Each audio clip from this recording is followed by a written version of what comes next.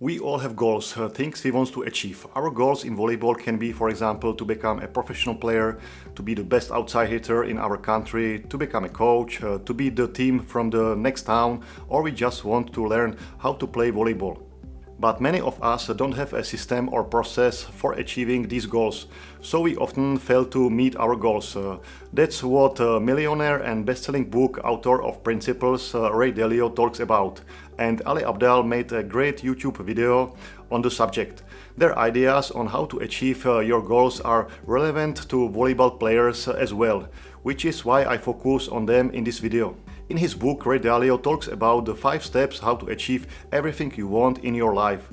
Let's go for it. Ray talks about the fact that you have to have your audacious goals, that we are often limited by the setting of our mindset. We don't go after some audacious goals because we think they are unattainable, and instead we stay in our comfort zone and try to achieve the goals we know we can achieve. I experienced this myself during my career. For example, we played against Brazil in the World Championship. Before the game, we were already saying to ourselves, they are Brazilians, we can beat them. We went into the game with a lot of respect and almost a defeatist attitude. But because we played a good volleyball and played as a team, we were able to match the Brazilians and lost a close game in a 5th set. Or in the second case, I must admit, I wasn't very good at defending in the field. I wasn't a true defender. I set a lot of limits in my head. I can have this ball. I am not gonna jump in the field for this ball. I have never defended it. And Julio Velasco, when he coached our national team, immediately recognized my weaknesses in the field. He didn't let me drop any ball in the field. If I didn't jump for the ball or try to take it, he immediately took a basket with the balls and started throwing one ball after another to me. I was flying from side to side in the field, often falling down. And in about a month I felt a great improvement in the field. Not that my technique improved radically, but in my mind my limits dissolved and I went for every ball. That's why in volleyball, don't set goals in advance that you haven't attempted. Don't tell yourself something is not possible, and make a list of your audacious volleyball goals.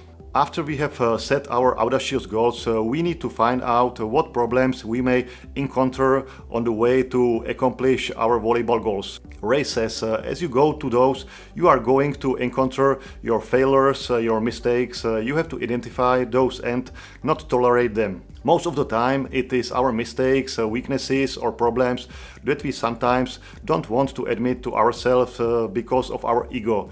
And we all know that volleyball is a lot about mistakes. Sometimes it's only the mistakes that decide whether our team wins or loses. Often it's not easy to find these mistakes and problems. We ourselves don't realize, or even our coach doesn't reveal all of them. So try to find as many of your mistakes and imperfections as possible. You don't have to share them with anyone. They will only be your personal mistakes. A great way to find your mistakes is to look at your volleyball skills.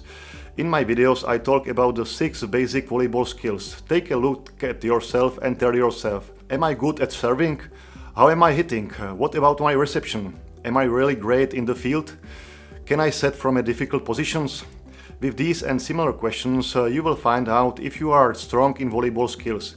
If you are not sure about the answer to any of these questions, count it as your weaknesses. And if you want to look inside yourself into the details of your volleyball performance, you shouldn't just stick with volleyball skills. There are many more elements that affect our performance in volleyball. I call them the 8 elements of a volleyball player, and we should work on all of them. So ask yourself questions for each element as well. How am I physically? Am I well prepared?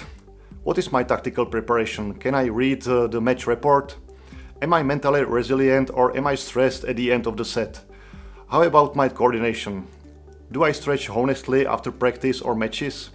Also, these questions and many more will help you to find your weaknesses and mistakes. And all of these potential flaws and weaknesses will affect your journey, your efforts to achieve volleyball goal, and should not be ignored.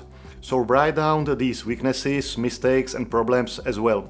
In the third step, after identifying our problems and mistakes, we focus on the cause of them. You have to get the diagnosis to the root cause of them, which could be that you have a weaknesses or somebody has a weakness. Sometimes our faults and problems are not as obvious as they seem, and we have to dig very deep to find the root cause. And if we want to solve them, we should cure them and fix them rather than going around the cause. And an excellent technique to get to the core of the problem that Ali Abdaal recommends is the 5 whys technique, which means to ask why at least 5 times on a given topic to get to the core of the problem. So if I want to become an excellent volleyball player and I use the why technique 5 times, so my first question could be why I am not an excellent volleyball player. My answer would be I can't receive well and I am weak on attack. Why can't I receive well and why I'm weak on attack? Because I practice twice a week and I am more practicing serve. Why do I practice twice a week and concentrate on serving? Because we have team practices only twice a week and the coach gives a lot of importance to serving.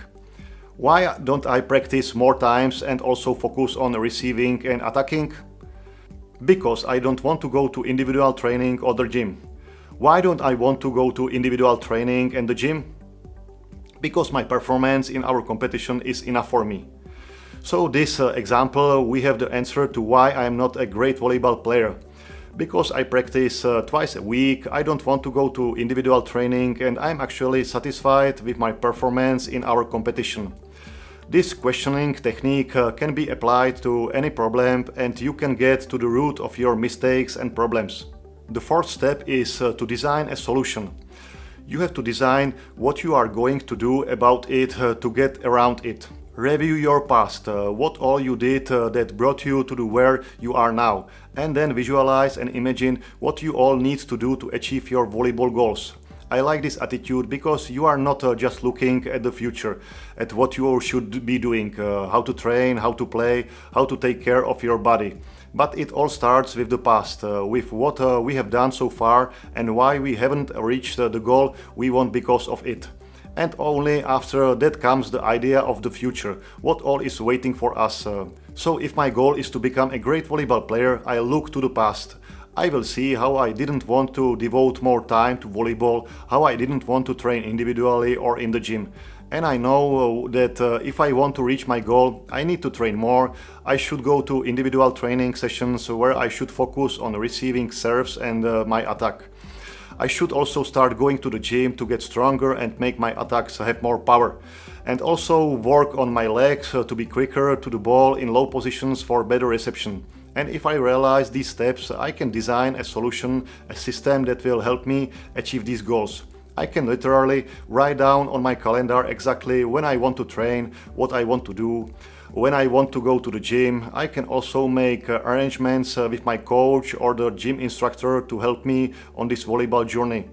I can then write down what incremental goals I want to achieve in a month, 3 months or a year. And the important point is that this effort and trainings gradually become my habits. The things I do regularly without thinking about them. They just become a natural part of my life. And the final 5th step is to implement these things that we have planned. You have to push through to results. Of course, our goals should come from us. It should be about our intrinsic motivation. External motivation is not as strong and will not usually lead to achieving our personal volleyball goals. Therefore, it is mostly up to us how we personally approach it and how we regularly work on things that will lead us to our goal. For example, if I have a goal or a workout in front of me, I always try to do the hardest part at the beginning, the part I don't really like, so I can get the worst part over with. For example, in the gym I never enjoyed doing abdominal exercises, but I gradually learned that whenever I am in the gym I always lie down on the floor after stretching and go for abdominal exercises. Once I have done that, I'm already working on the exercises I enjoy and don't mind. This is just one example of the path I have taken in the gym. The important thing is to find a path that works for you. We are all unique. One thing will work for someone, something completely different for another. Either way, if you want to reach your volleyball goals, expect that it won't be right away. Your journey to fulfillment may be a long one. count on encountering many obstacles on your way to your dream volleyball goal. But the longer the journey you take with your achieved goal at the end, the more joy and pride in yourself you will feel. So that's all for today. I'll see you in the next video. Bye.